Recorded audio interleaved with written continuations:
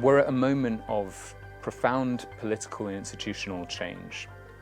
What's going to happen to the European Union? What's the United Kingdom's role going to be in that order? What's the role of the United States in the international order more broadly? So there's lots of uncertainty, but that also means there's lots to be really engaged with, and there's lots to be excited about in the study of politics and human rights and thinking about what role human rights has to play in our contemporary lives. We've had the Human Rights Programme for over a decade now, well over a decade, and it's really an effort to give students an opportunity to explore the concept of human rights from multiple different perspectives, to try and understand what we mean when we say something's a human right, what moral valence that has, what institutional significance does it have, what does it mean legally to say you have a human right to something, but also politically, what are the implications of claiming something as a human right, when are claims of that sort likely to be effective, through what institutions and in what contexts. I think the most important unique feature of human rights at UCL is the interdisciplinarity of the programme. So from philosophy, law, politics and institutional design, thinking about what it means to say something is a human right from each of those perspectives, when human rights are likely to be effective, what role human rights have to play in our contemporary political discourse.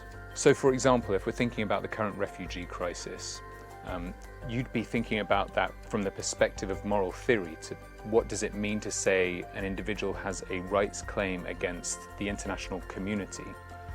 What's the duty bearer? Who's the duty bearer in that kind of context? What does it mean legally? What institutions would be the institutions through which an individual could make such a claim? What does it mean politically? How do we understand the refugee sharing between various EU countries, EU and Turkey, and what political considerations and institutional considerations inform that?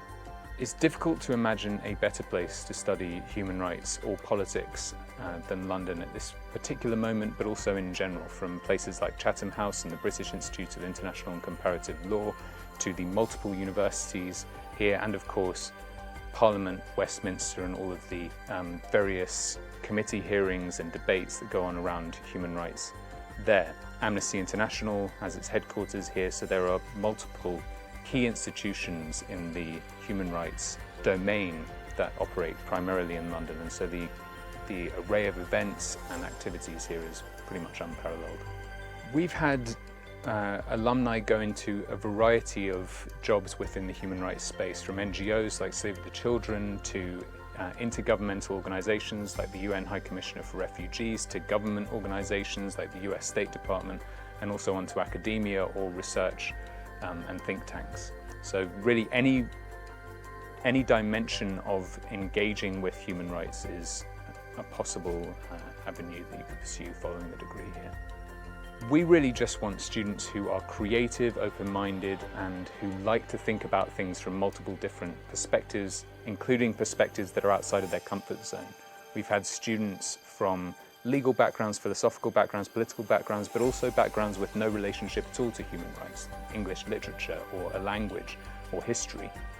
And each of them brings a different kind of skill and understanding to the discussion, and we think that's hugely valuable. We also have students from across the world, typically from every continent in the world barring Antarctica, so it's a really diverse and energized program. We're at a moment in international and domestic politics which is extremely uncertain and in some ways exciting, in some ways potentially dangerous, and so thinking about what role human rights have to play in that discussion and how we're supposed to make sense of the kinds of political changes that we're seeing is, I think, extremely important, and particularly at this moment.